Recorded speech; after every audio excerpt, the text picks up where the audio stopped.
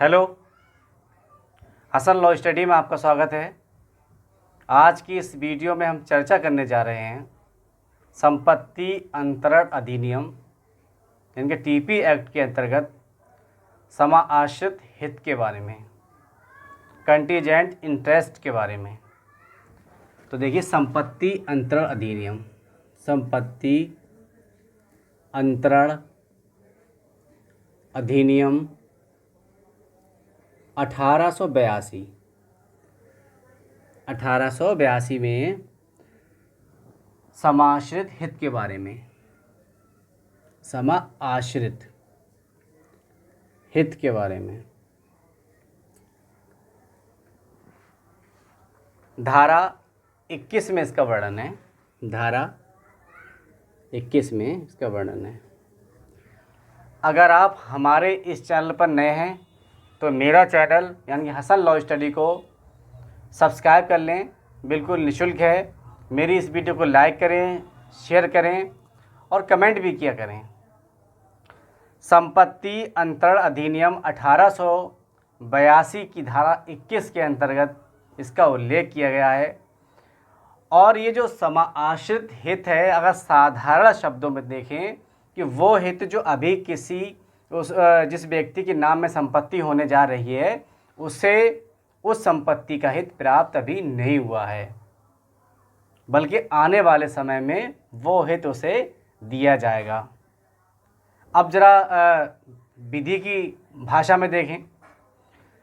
जब किसी संपत्ति के अंतरण में किसी व्यक्ति के प्रति हित उत्पन्न किया जाता है, ठीक, हित उत्पन्न किया जाता है, किंतु उसका प्रभावी होना किसी विशिष्ट अनिश्चित घटना घटित होने पर या विशिष्ट अनिश्चित घटना के नहीं घटित होने पर निर्भर करता है। ठीक, अभी हित प्राप्त नहीं हुआ है, पर अनिश्चित घटना के घटित होने पर या ना होने पर दिया जाएगा। बहुत सिंपल सी बात है। ऐसे एक केस है, इंद्रलोक स्टूडियो लिमिटेड बनाम Shanti Devi. Indralok studio limited versus Shanti Devi. ये केस 1960 का है।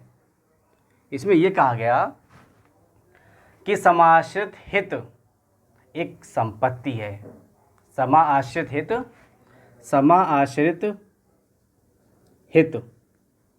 एक संपत्ति है और इसका अंतरण हो सकता है। ठीक, अंतरण हो सकता है, यह अंतरणीय है, ये अंतरणीय है, ये कहा गया इस केस में। एक केस और है, राजेश कांत राय। ये देखते हैं, राजेश कांत राय का। ठीक, ये ध्यान देने योग्य है, इसे याद रखिए। सन 1957 का केस है, मैंने शॉर्ट में लिख दिया है।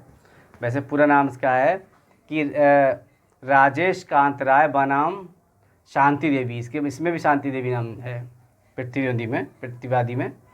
और इस केस में ये कहा गया कि समाआश्रित हित के मामले में समाआश्रित हित के प्रतिभूत होने से पहले मृत्यु हो जाती है, तब उस व्यक्ति के वारिसों को लाभ नहीं मिलेगा। अगर ये शर्त पूरी होने से पहले ही अगर उस व्यक्ति की मृत्यु हो जाती है जिसे हित प्राप्त होगा, तो वो हित उसके वारिसों को नहीं मिलेगा, ये लाभ उसके वारिसों को नहीं दिया जाएगा, इस केस में कहा गया। अब देखिए, जो समाश्रित हित है उसके तत्व, आवश्यक तत्व देखिए इनके, आवश्यक तत्व समाश्रित हित के। ठीक, समाश्रित हित के आवश्यक तत्व। पहला तत्व है, ध्यान से सुनिए, कि किसी निर्धारित अनिश्चित घटना के घटने पर ही समाश्रित प्रभाव में होगा। अनिश्चित घटना, घटित होने पर ही समाश्रित प्रभावी होगा। दूसरा है यदि कोई निर्धारित घटना ना घटने या उल्लिखित शर्त पूरी ना हो तब समाश्रित हित ही रहेगा। तीसरा तत्व है जैसा कि निर्धारित घटना घट जाएगी, जैसे ही जो निर्धारित घटना है वो घट जाएगी, अंतरण में दी हुई शर्त पूर्ण हो जाती है। घटना घट जाएगी, जो शर्त है वो पूर्ण हो जाएगी। और समाश्रित हित निहित हित में परिवर्तित हो जाता है। नहीं घटेगी तो नहीं होगा परिवर्तित। जब घटना घटित हो जाती है तो जो समाश्रित हित है, समाश्रित मतलब है कि जो हमें भविष्य में मिलने वाला हित, तो उस हित को निहित हित में परिवर्तित कर दिया जाएगा।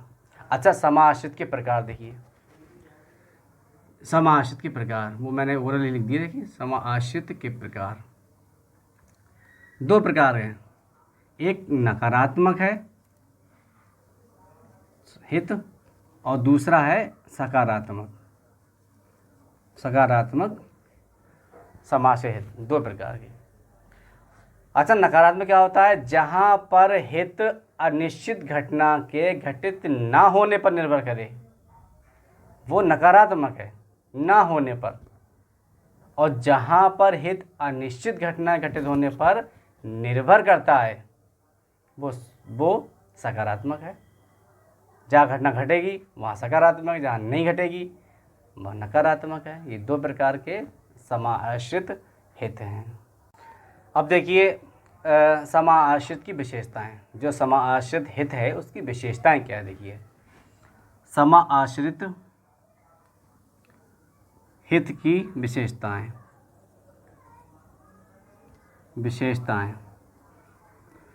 पहली विशेषताएं क्या? देखिए पहली विशेषता है समाश्रित हित वंशानुगत नहीं होता है। ठीक, समाश्रित हित वंशानुगत नहीं होता।